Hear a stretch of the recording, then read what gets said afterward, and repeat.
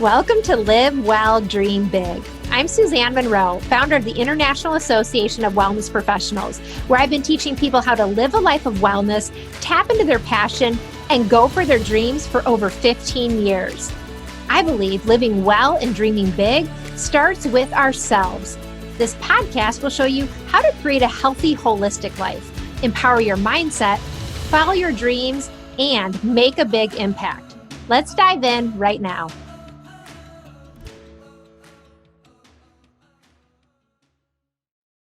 Welcome to Live Well, Dream Big. I'm excited to be back in conversation with you today. Our topic is your personal manifesto of worth. And I want to have a conversation about an important topic, self-worth. Not only how to experience it and live it more fully in your life, but why it actually matters.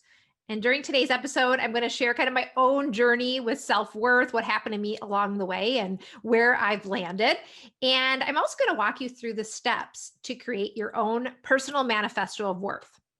Now, today's episode is being recorded at the beginning of the new year of 2021. Yay, 2021. People are energized, people are excited.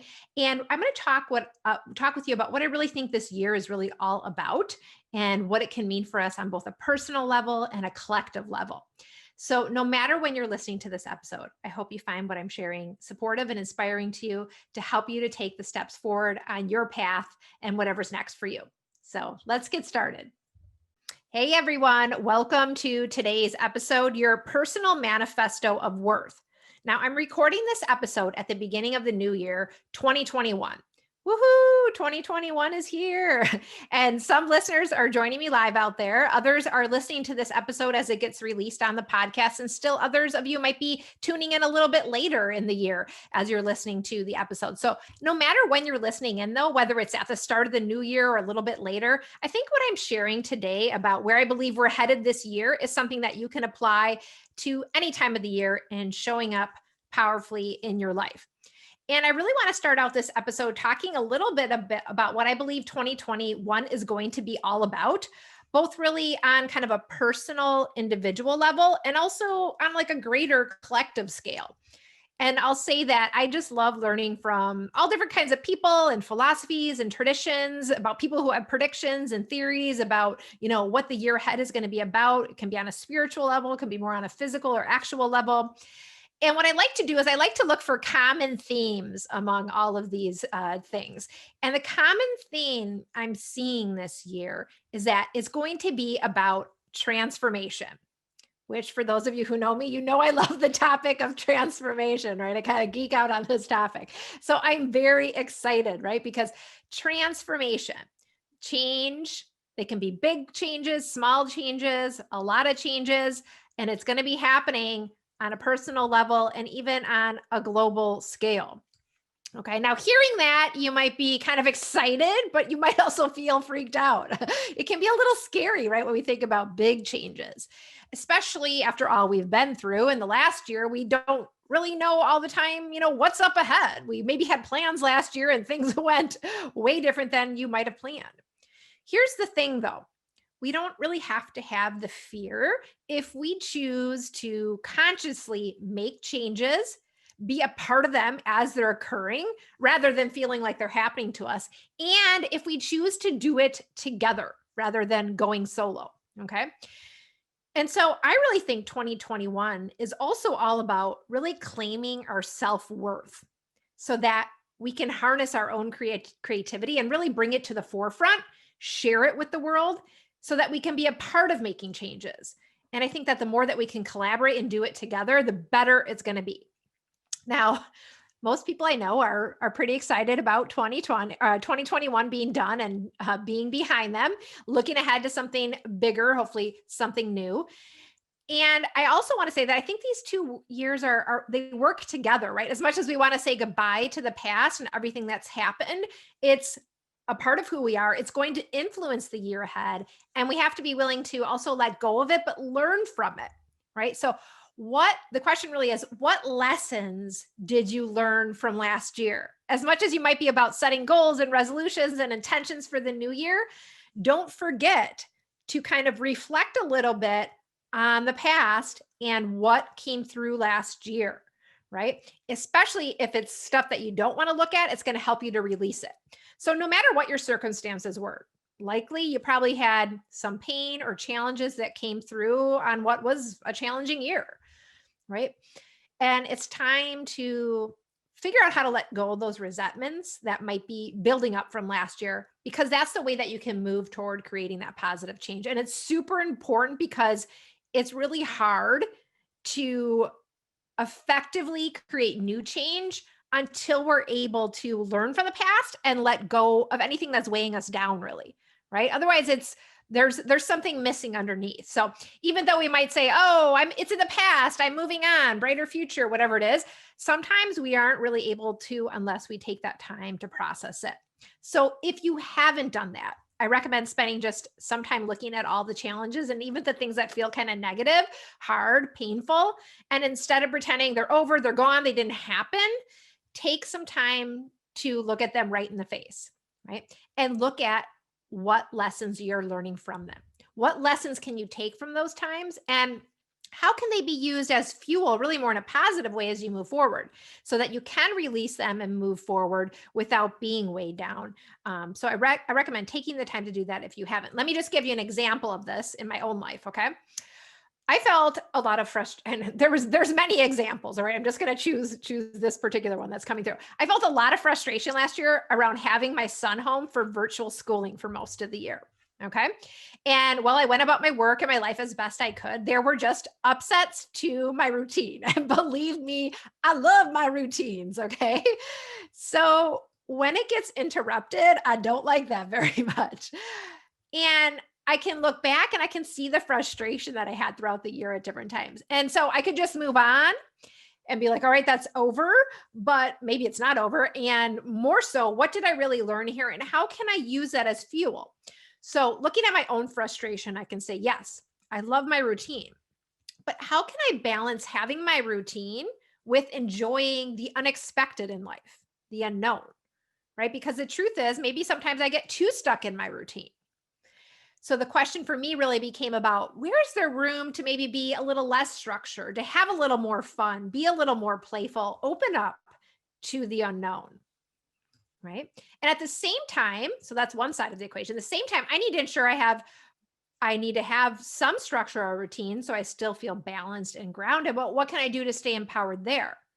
Well, maybe I can start helping my son to have more independence, right? I can help him to do things on his own rather than kind of just throwing my hands up in the air. So instead of saying, okay, last year was so frustrating, I'm so glad this year is here. Instead, I'm saying, what happened last year? Where was my frustration in this case? Maybe anger, resentment, and other areas. What can I learn? And how can I work with that on an inner level so that I can show up differently? And just by doing that right there, you make a small shift toward change, right?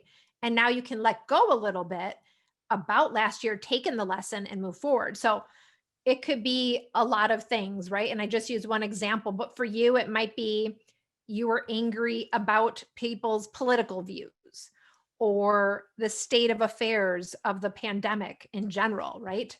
Or the racial injustice and how people are being treated, right? Or how your neighbor acted. And it could be about personal relationships or just about your job or your career, whatever it is. It's not to be ignored. It's to be looked at a little bit closer before you move on. And it's like, no, I don't want to do it, but I promise you it's worth it. Because then and only then you can look to the change you want to create in the year ahead. As I said, this year is all about transformation and bringing forth really your own creativity to help create changes.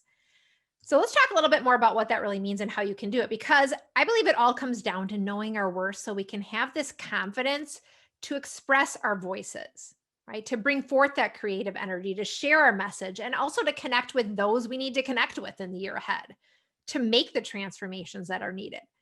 And we can do that most powerfully and from a place of our self-worth.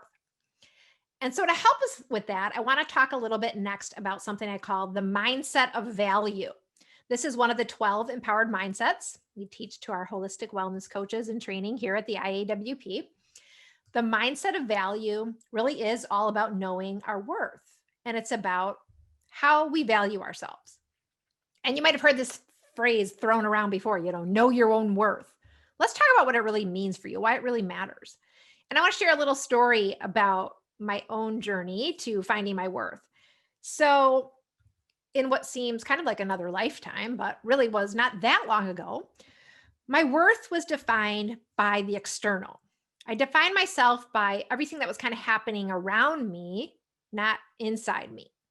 And what did that look like? Well, on a good day, my worth came from how much I gave and did for others, how happy other people were with my actions, how much support I dished out.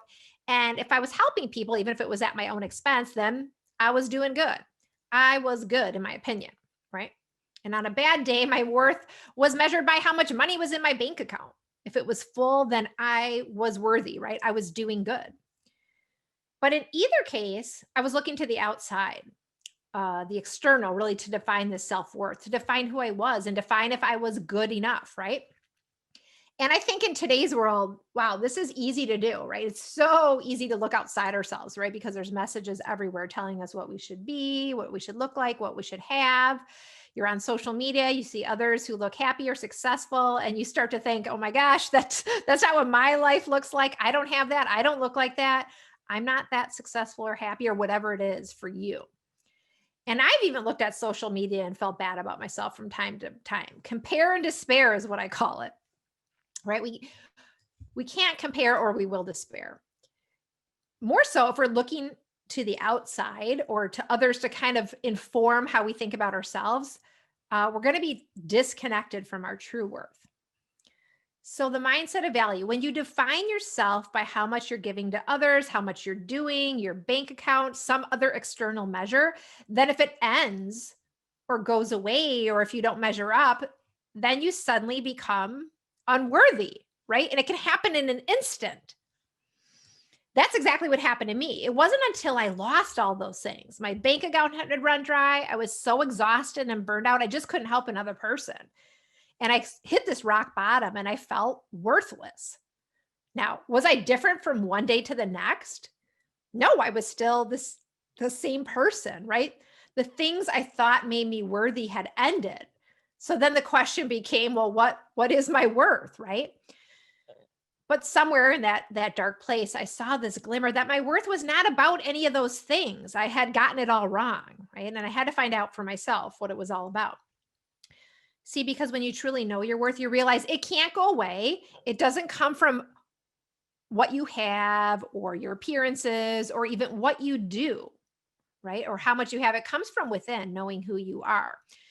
And this mindset of value is knowing your worth or your value as a human being is not about those things. And then, you can hear that and even believe it, but it's like, okay, can you really live from that place of knowing that? Because I think we all take stock of ourselves, whether we realize it or not. And it's easy to really attribute our value to those things. We even attribute it to our roles, right? You might say, well, I don't attribute myself to, money or appearances or, things I have, but take a closer look. Are you attributing a value to like a role that you're playing? For example, you might be a good mother and you put your kids first and you think that that's your value, right? Or maybe you do important work in the world, like many of our coaches here today, right? We help others. And so we think that's our value. Those things have value, but if we tribute our own self-worth to them, we're going to be missing something. And the problem is if those things go away, your kids grow up and move on, right? They don't need you as much. Or let's say your career changes or your business doesn't get going how you wanted it to, or you're suddenly out of work, then you think you don't have value. But you always have value. That doesn't change. And that's what needs to be looked at. That's what we need to get. We need to see our true value has nothing to do with any of that. It's really about how we see ourselves, regardless of all of those things. That's how we measure our self-worth. And I think when we can really own our self-worth on this level, that's when we can do amazing things. We can create the transformation that's really waiting for us this year.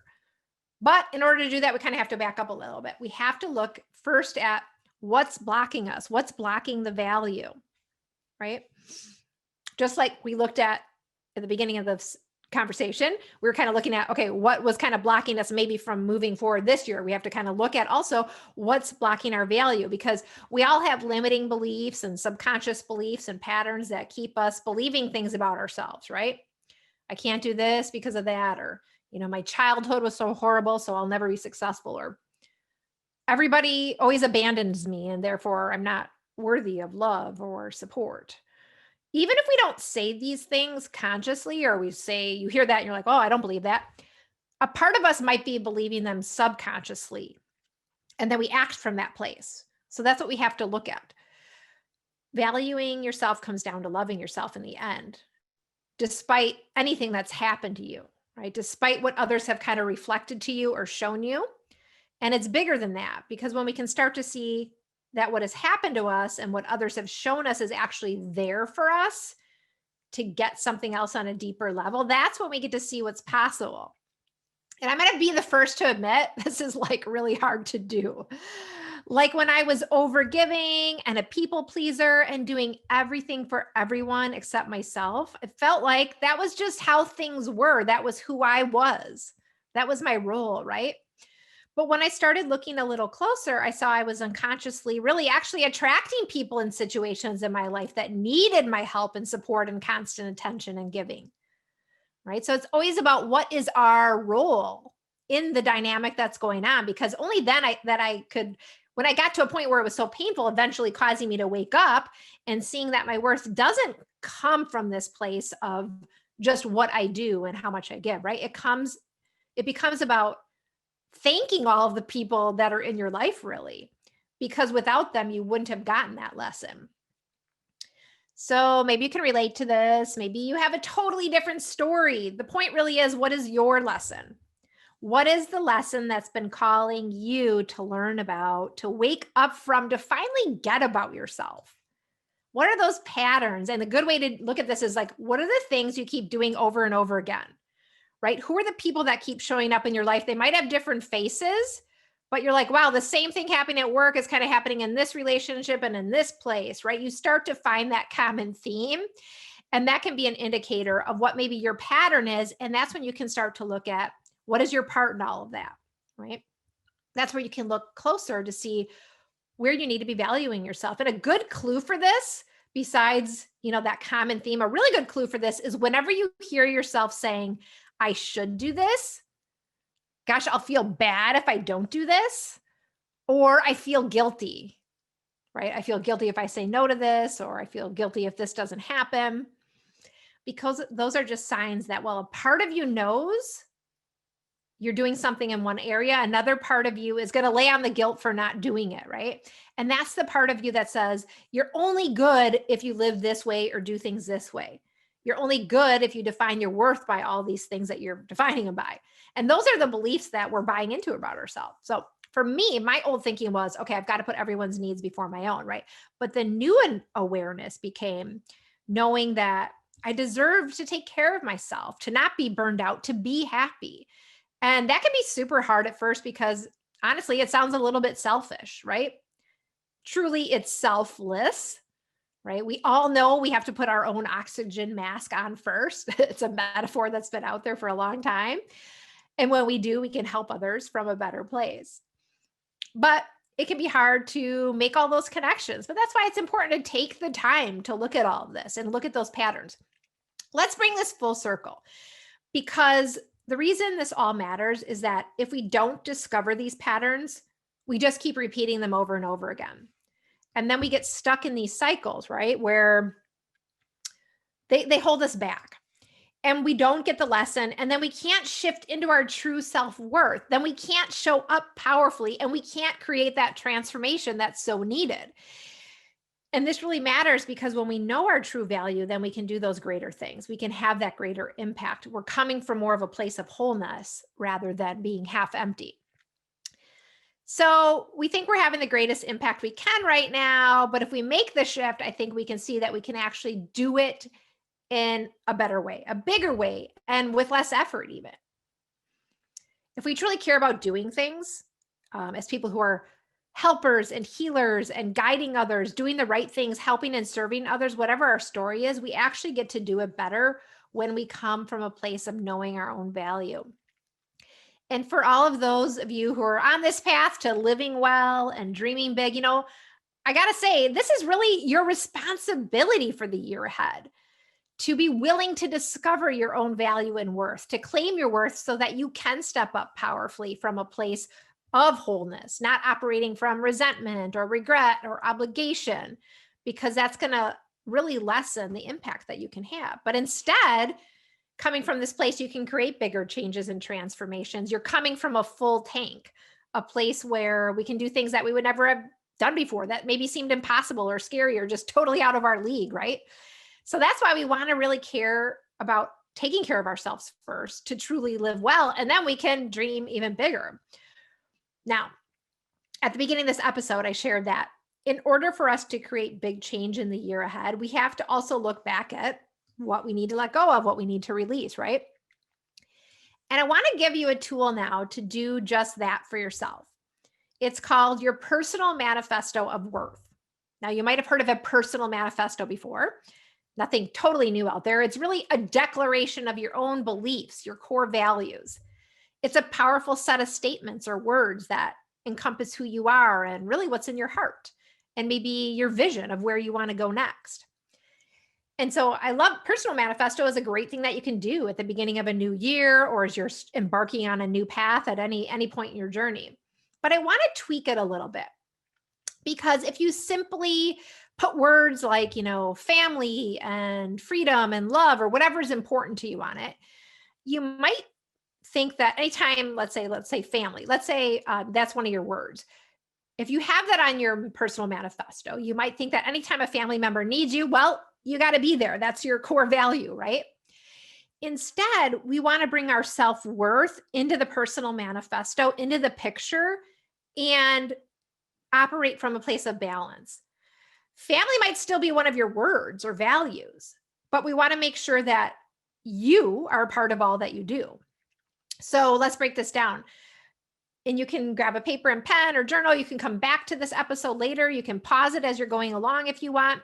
The first step to creating your personal manifesto of worth is taking some time to really look at the situations that you just keep finding yourself in, right? We talked a little bit about this already, but before we jump to everything we love and who we are and what we stand for, let's just take a minute or two to look at the part that we really don't want to look at, the parts that we want to forget are there. And the goal is we're looking a little bit closer, again, to get those lessons. So what are those patterns that keep coming up? And again, a good place to look is where you see those themes across relationships and situations. What are the same things that kind of keep coming up that look like patterns? Likely, if there's something that needs to be adjusted, it's not just about the one person who keeps needing you or the conflict you're in. It's probably showing up in more than one area with different faces, as I said before. It might be super obvious to some of you right away. You're like, yep, I already know what this is. Haven't figured out what to do with it, but yeah, I know. Maybe you've thought of it already before, you've considered it, and you can kind of easily write down what it is. And then for others of you, you're like, I have no idea. I feel totally blocked on this, right? So it might take a little bit more time to really think about it, feel into it. You might even say, I'm going to spend the next week kind of being consciously aware of myself and my patterns, right? Until we actually decide we want to shine a light on things, sometimes we don't see it. So you might spend a little bit more time looking at it, right? You might even need the support of an accountability partner or a coach to support you in looking at all the areas of your life. But that's step one, look at the pattern. Step two, next, I really want you to imagine for a minute that you are not the same you as you are in this moment or as you feel about yourself in the moment. You're someone who is already full of self-love and self-worth. It's part of who you are right now, but you're going to kind of separate yourself from it. It's this bigger, brighter version of yourself that maybe you forget about on a daily basis, right? Maybe it's the you that you really want to grow into and become, right? And you're the version of you kind of maybe even in the next year or 2 years or 5 years. So kind of think about that. Imagine him or her. And also, if you can't see that, you're like, can't do that. That's too hard to do. Too many layers there. Then just picture someone else entirely if you need to. Picture someone who doesn't have all the baggage or isn't weighed down by the things that are weighing you down. Someone maybe who seems to have it all together. You wish you were more like, Whatever that thing is that we talked about in step one that keeps coming up, think about if you were this more empowered version or this other person, how would that person or version of you show up? What would he or she do in your situation? And you can think about that for a moment and write down the actions that that person would take, the thoughts or feelings that that person would have. And it's really about how does that person or version of you lovingly show up for you? Let's take an example. Maybe that person or version of you would say no to things that didn't like totally light them up or didn't feel like a resounding yes, right? Or maybe they took time for self care every day rather than burning the candle at both ends and just, feeling so exhausted at the end of the day. They found that time. Or maybe he or she would ask for help from someone without feeling guilty about it, right? It was super easy for them to do. Or he or she is just willing to stand up for themselves and maybe have difficult conversations without feeling bad about themselves. Right? These are just examples. It's going to take a little bit of time. You may have something coming through right now as you're listening to this episode, but it may be something you have to come back to later. And you can write out some of those actions and feelings and things. And what you're going to see that you'll see that you have some empowered things here. You sort of have this version of you that's coming from a different place of self-worth. Okay, so step one, we kind of identified the old pattern. Step two, we're sort of envisioning how we could show up differently in a more loving way for ourselves. Now, in step three, going to kind of switch gears a little bit, and we're going to focus on those core values and desires, something that you might do in just a regular personal manifesto. Here's where you want to bring forth those values. What do you stand for? Like, what's in your heart that is so important to you? What do you want to live your life by? How do you want to live your life? What's the impact you want to make this year? Maybe some words are coming through right now. You might have sentences or just words. Take some time here. It could be words like love, family, freedom, courage, peace, clarity, respect, empathy. Could be whatever it is for you is what it comes down to. And again, it might be more phrases. After you do step three, then in step four, you just kind of bring this all together. And at this point, you should have a few things, right? First, you have the values and desires for what you stand for, what's in your heart, what matters to you, how you want to show up, right? Then you have the ways that you want to show up powerfully that would contrast those old patterns, right? And now you can do a few different things depending on what speaks to you. You can form sentences kind of combining these two sets of things, sort of bringing these two worlds together, bringing your values and desires together with your worth.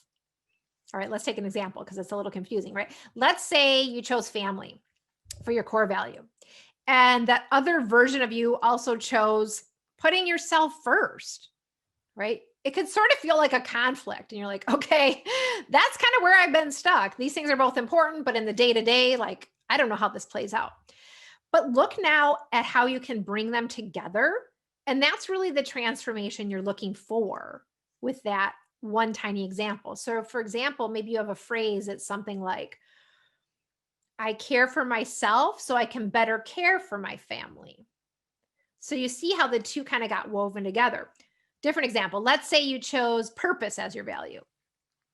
But at the same time, so you want to find your purpose, you want to live on purpose, you want to act from a place of feeling purposeful. But let's say you also feel trapped at work and you're like in this job that you do not like at all. And you're like, okay, I'll go around thinking about purpose all day, but every day I'm doing this, right?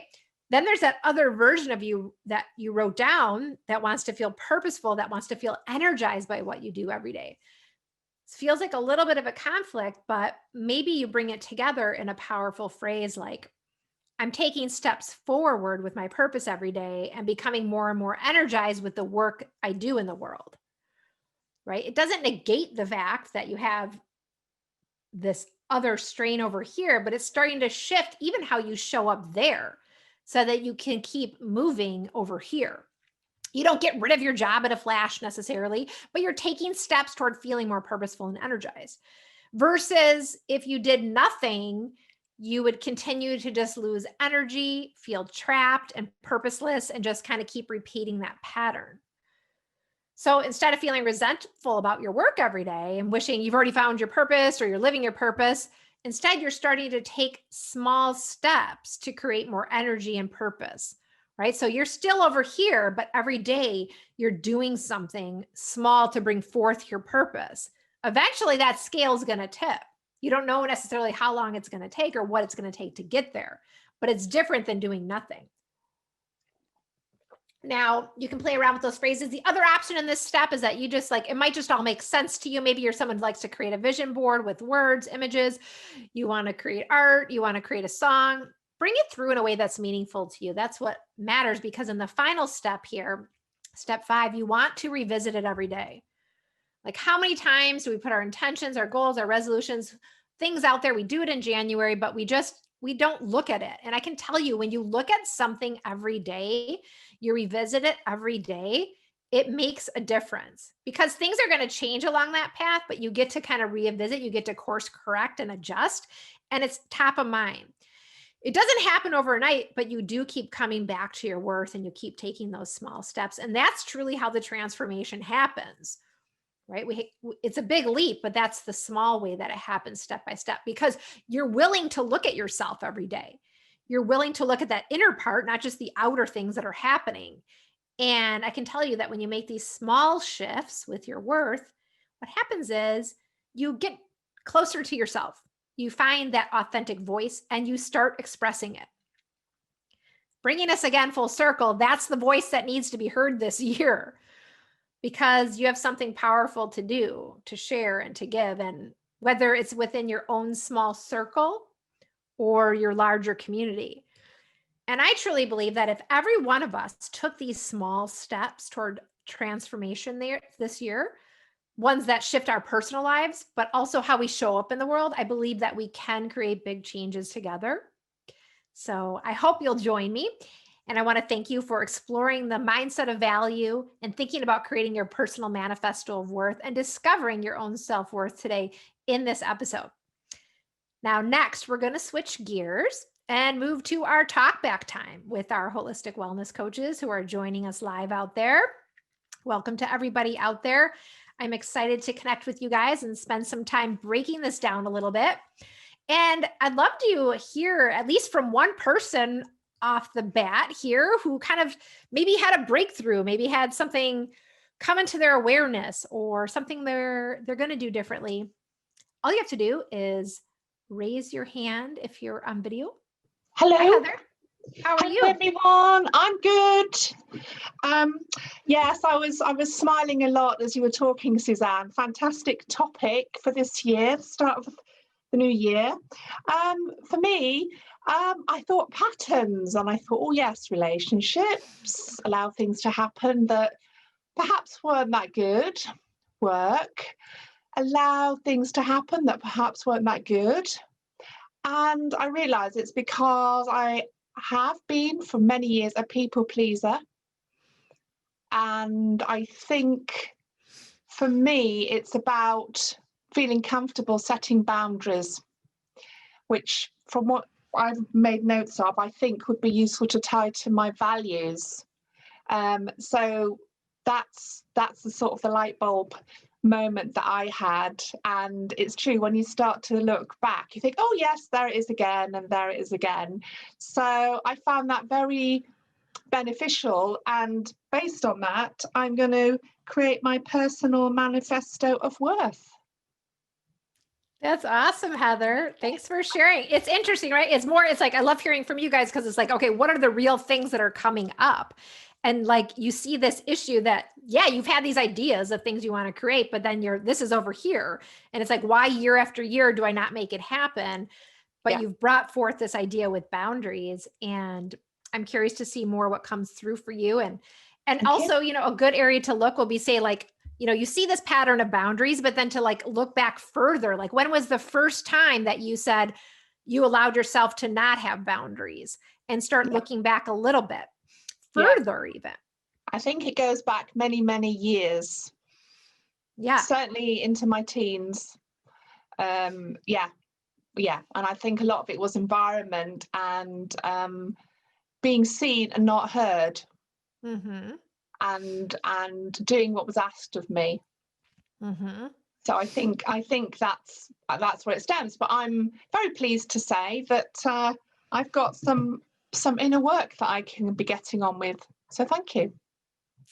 Thank you. Well, I'm excited for you to explore. And I think you made a great point there. It's like, okay, often these things do go way back, and you have something where maybe you didn't create boundaries because if you didn't, you were seen as good, right? So the hard part is Yeah, in breaking that pattern, you're like, oh, I'm bad now, right? So that's the shift that has to be made to realize, yeah, no, yeah, yeah, you're still good. It has nothing to do with that. But isn't it funny how the brain works and controls all of this until, and people say, well gosh, how do you shift that? Even just you speaking this, even just bringing this to light right now yeah, shines a light on it. And sometimes it's just that awareness that yeah. is really so huge.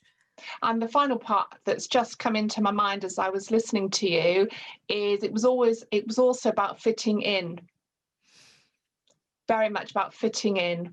Mm-hmm. So yeah. Anyway, that's what I just wanted to share. So thank you very much. Cool. I love it. Keep us posted. I will. Now it's about fitting out for you, Heather. Yeah, yeah. Good share. Anybody else out there have anything coming through you guys want to share today as we think about this? I see Olivia out there. Let me give you a microphone. Hi, Olivia. Hi, it's so nice to see you and everybody else. You too. Happy New Year. What's coming Happy up New for Year's. you? Thank you for this. So while I'm listening to Heather, it's like boundaries. I think I just came to know that word boundaries not that long ago, and I'm 46 years old. And what's funny is that I just decided on my niche, and it's to help support women who have been abandoned. And so, of course, we place a lot of our value on externals, right? On how we were seen by our daddies, because a lot of us had issues with that. But what came up with me as I'm hearing you and Heather is, I think for many of us, and not having boundaries could have happened as it did in my case, because as children or young adults, we stepped into a leadership role in our family because we didn't have a parent there. And so I think as children, and I think maybe for people who are older than me for sure, it just seems like we have that in common. A lot of us became, quote, a second parent to our siblings. And so there were no boundaries because we had to help emotionally, financially, what have you. I mean, I know for me, that was my role for over 20 years, you know? And so now I'm learning to resist the role of continuously stepping in as that parent, even though my siblings are in their 40s. And so I have my family now, but the hardest part is letting go, and not feeling like my worth is built on me still sacrificing family time or financially to help my siblings and my family. You know what I mean? So that was really great. I love Heather bringing up the boundaries, but I love the fact that you reminded us that our worth and value is not based on externals. I am already valuable. I don't have to keep providing for others. Mm-hmm. Yeah. And if you never do another thing for anyone in your life, you're valuable. And that's what's hard to get. And then the other thing is when you start to make the shift, well, sometimes you can be like, well, was doing all of that wrong? Was doing all that bad? No, that wasn't. There's a beauty there too. There's something to see there. There's something wonderful there, but there's going to be a balance now as you move forward. It sounds like a lot of things are opening up for you. That's so exciting. Mm-hmm. And I love that I went through it. I really, truly do. And that's part of my story. Yep. And I just want to encourage people that if they haven't come up with a niche yet that feels well, there's so much healing in developing that niche. And I just feel like I've released so much more emotional baggage in just writing that niche down. Like you said, just saying it and putting it down. And then wait till you get to writing your signature system, because you're actually like self-coaching yourself through this whole thing. And it's just beautiful what comes out of it. So I love this program. I love what you've done for us. And I just want to encourage my fellow coaches we do have to look at those pain points that we kind of don't want to shine the light on, but by shining the light on is where we see the beauty. And our story. You talked about our story. What are we telling ourselves? And I think that to transform, we have to start telling a new story. And it's based on those pain points. That's what you said. How do you find the strength in those pain points? So I'm so happy that I lived what I lived through, because now I feel like I can help make a difference in that world. But we had to go through that pain. You've said it beautifully. And I'm just so excited because I can hear from you, like the transformation is happening. You're getting it, so that's so awesome. I love it, Olivia. What's next for you? What's your next step? My next step is to build my vision board. I'm so excited about this. I have been working with my future Olivia in my head, and I love her. And so now I just have to get closer to her, and it's operating from a point of strength and fullness. Love it. Thanks for sharing, Olivia. Thank you. So nicely stated too. Thank you. Anybody else out there have something coming through, questions or thoughts? Okay. In case you were on the phone, you weren't able to unmute yourself, you should be able to do so now just to make sure. If you're on video, same thing, you can raise your hand. While you guys are thinking if there's anything else you want to share, I want to take a minute to kind of apply this also just to the coaching field, to holistic wellness coaching, because there's kind of another layer here with this whole mindset of value, this idea of worth. A lot of people in the coaching field, especially, or in those who are in the entrepreneurship, any sector really, field, they're talking about, you'll hear talking about knowing your value or charging what you're worth. Okay. And I got to tell you, this is a real hang up for coaches. Let's talk about this quickly. Your program is not about your worth or your value, right? That's kind of bringing the external in again. So sometimes coaches try to raise their prices saying, well, I'm stepping into my worth, I'm charging more. Now, there's nothing wrong with charging more for your services, right? Likely you're not charging enough for the transformation you're providing, but it's not about you.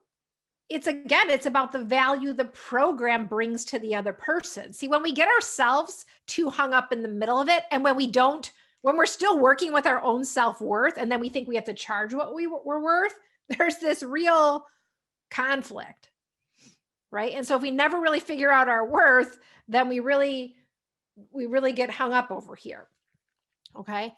It's about the transformation that your coaching provides.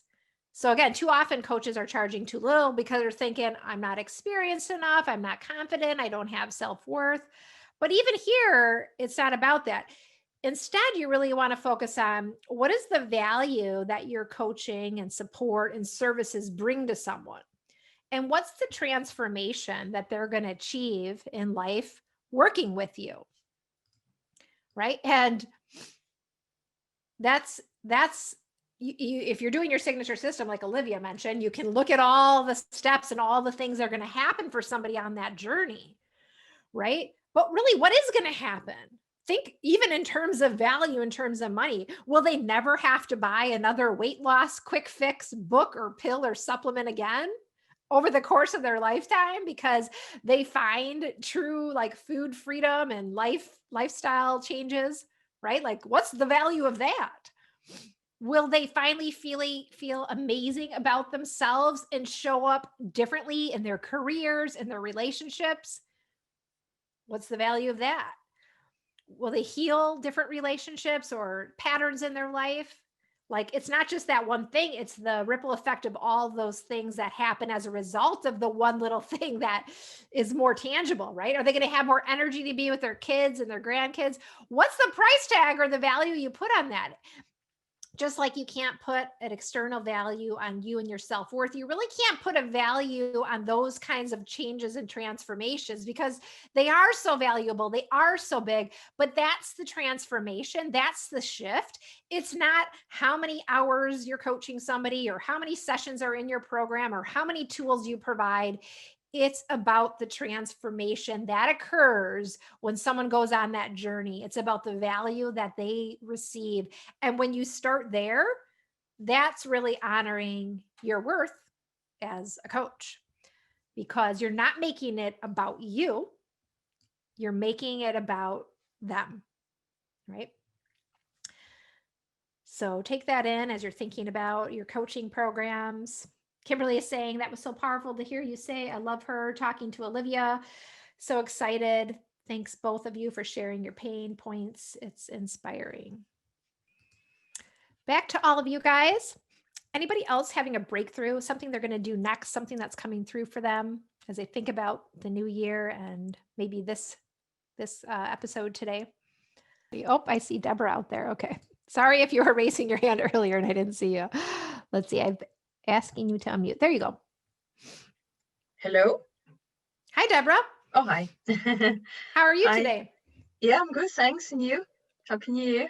Good. Happy New Year. What's coming up for you? Yes, so actually, when you talk about recurring patterns, I think I'll probably have quite a few. But the one that sprang to my mind, which is still quite raw, is the fact I care about what people think about what I'm saying or doing. And when they react to something, it's funny, it only happens with work because I manage a team and I so want them to like me, I guess, as a manager. And I probably think if they're not happy with what I'm doing or saying, I'm not going to be able to manage them as well because they're going to, rebel or, be, not happy. So I always have that thing that when I say something and then someone replies in a bit of oh, why are you saying that? And then all of a sudden I question myself, and on some occasion, I'd think about it the whole night. Oh, I should have said something differently, and it's definitely recurring because each time this happens, that someone questions what I'm doing or saying, I then question myself. Was this person probably just said it like that with their thinking, go back onto their own life, quite happily, whereas I'm just turning it the whole evening. And yeah, it's something that I've been working on recently, but it's definitely something that I need to look into it more. And like you say, bring the self-worth more and just trust that in whatever I do or say, and not worry so much about what other people say, because in the end, it doesn't help the situation. So yes, how to learn to bring it in a more positive way, because people's always going to say something. Well, I think that's a good point. It sounds like there's a lot ruminating for you here that maybe is coming up, stirring up. I don't want to say too much because it sounds like you're in process. I'm glad that you're bringing the awareness to it. And I think it's going to be a little more complex than saying, hey, I believe in myself or whatever. There's some level of fear of rejection, fear of judgment that's kind of blocking you whenever you're coming out with your own authentic voice, right? There's this, what's the effect going to be, right? So it might be interesting to kind of look even further back, not just in today's scenario, but were there other scenarios in the past? Was there a time that you took a stand for something and it really had this, you were rejected? I mean, I don't know, but I'm saying, did something like that happen? Because it's almost like a PTSD around that thing, right? So it's like, it's kind of keeps recurring. So there could be that, right? There's a lot to maybe explore there for you. I can't say what it is, but it's interesting. I think that you're feeling this, but the cool thing is that you're bringing that awareness, you notice it and you're like, okay, like I keep doing this versus not having the awareness and just kind of being constantly in the stuck place. I feel like something's going to be breaking through for you on this. Yeah. I mean, already just as you're talking, I'm thinking of things that happened in the past. So So yeah, I think it's something that I always say I should journal, but it's really one of the things that I should do with this to see what's coming up and to help break through. Yeah. There'll be something there that's coming through. And I think when you do get to that, it is going to bring a little bit more awareness that that fear of that judgment and rejection is something. Maybe there was something, but that's where the healing can start, by taking a look at that. But it's also going to be about realizing that when you get to that place of self-worth with it, and you kind of stand in that empowered place, you're right. There's going to be times it's going to be accepted and times that it's not, right? Whenever we're stepping out in a bigger way in a leadership position, whether it's at work or in our coaching practices or even with our families or communities, there's no way that everybody's going to like it and be on board. Yet if we're people pleasers and we want everyone to like it, right, that's going to be like really hard. So that's why we got to work on that. And then we also have to accept that when there's those that don't agree, that judge it and don't like it, it's okay. Because that's not the point. And in the world of coaching, at least, maybe separate from your situation because it's more work related, but we get to say, wow, those are maybe not my ideal clients or my tribe or whatever, because they're not resonating with what I'm saying, right? The more we put ourselves out there, the more there is going to be rejection because we're now opening up to a grander scale. So if you can get this now on this level, in this smaller, intimate setting in the workplace, I think this is happening for a reason for you now to get this here. So as you apply it to your coaching practice, that level of comfort with judgment and rejection is not there in the same way it is now. It's going to be powerful for you. So as much as it's painful, I think this is kind of exciting because it's giving you an opportunity to work through this so that you're ready for that next level. Yes, great point. You're totally right. So yes, I'm excited too now. See, we can get excited about these hard, fearful, crazy times. You're like, wait, what? This is not supposed to be fun. But like, that's where the opportunity is to be like, okay, there's something greater here. There's something greater here for me. I love that. You're on the path, Deborah. Thanks for sharing. Thanks. Anybody else want to share in our final moments of this episode? There we go. Hi, Susan. Hi there. How are you? Happy New Year. Happy New Year to you. How are you doing? I am good. And thank you to Heather and Olivia. And my dog's going to bark right on cue, right when I get on. No worries.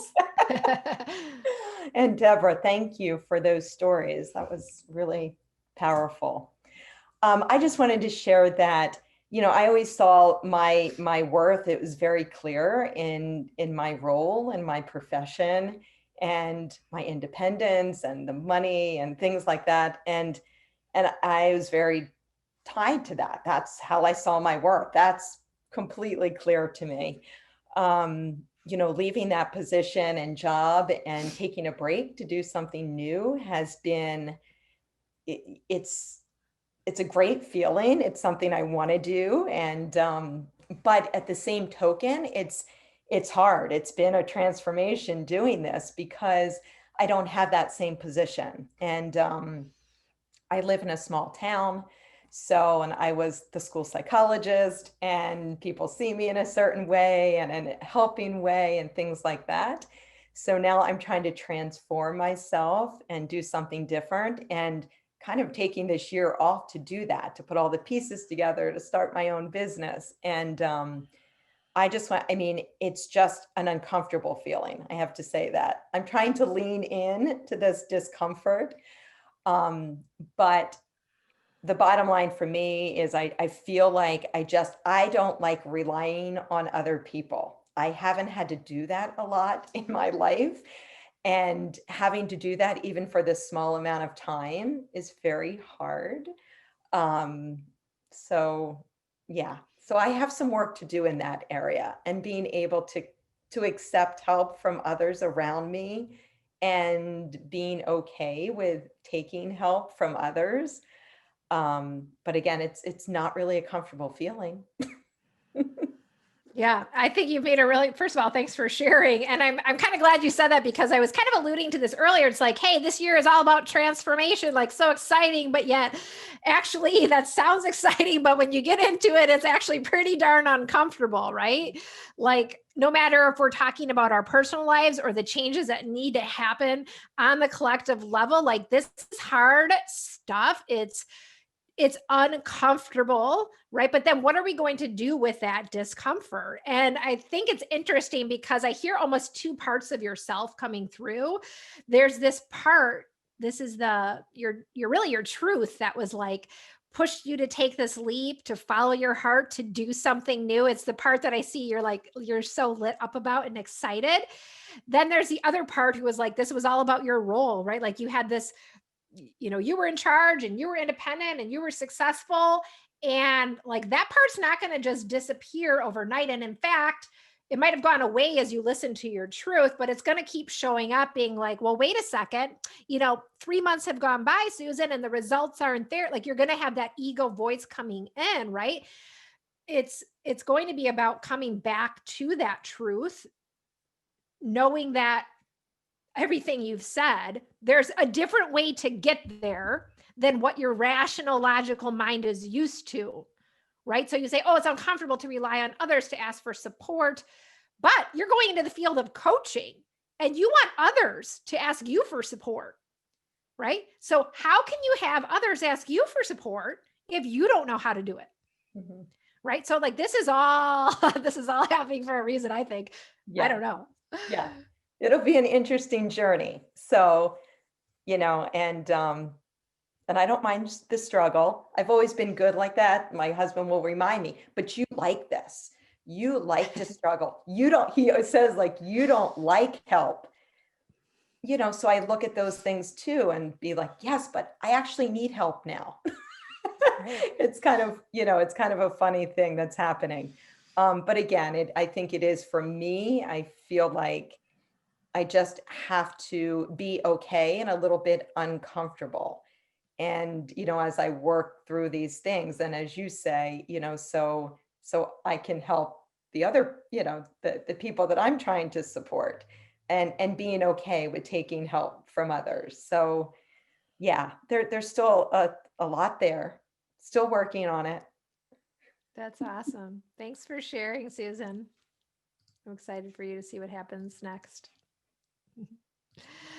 As you guys may have heard me say before, going into the coaching field is the biggest personal growth journey you will ever go on, right? Not only, here at the IAWP anyway, not only are you going and diving into wellness and everything in your life and coaching and business, but more so you're stepping out to do something that you've never done before in a new way. And that's going to be different for everybody, but it's going to ask you to make those shifts and transformations, right? So not only are you going out to help other people to transform, you're literally transforming yourself at the same time, right? So it really is kind of this 2-for-1. But as Susan said, it doesn't just happen overnight. It doesn't just happen easy. It might be uncomfortable along the way, but kind of keep that bigger perspective in mind, right? This is a transformation journey that you're going on both personally as you're kind of stepping into this new role. Anybody else have anything else to share before this episode comes to an end? Let's take another look out there. Okay, don't see anybody else. This has been so great being with everybody today. I wish you the very best as you jumpstart your year and as you make your journey ahead. We'll be back soon for our next episode. Take care, everybody. Bye-bye. Thank you for joining me for today's episode of Live Well, Dream Big. I hope you enjoyed today's conversation, and I want to invite you to take your next step toward living well and dreaming big by downloading the Live Well, Dream Big lifestyle book. It's the ultimate guide to becoming your best self and living life on your own terms. You can grab your complimentary copy by going to the link in the show notes or heading directly to iawpwellnesscoach.com/guide. That's iawpwellnesscoach.com/guide.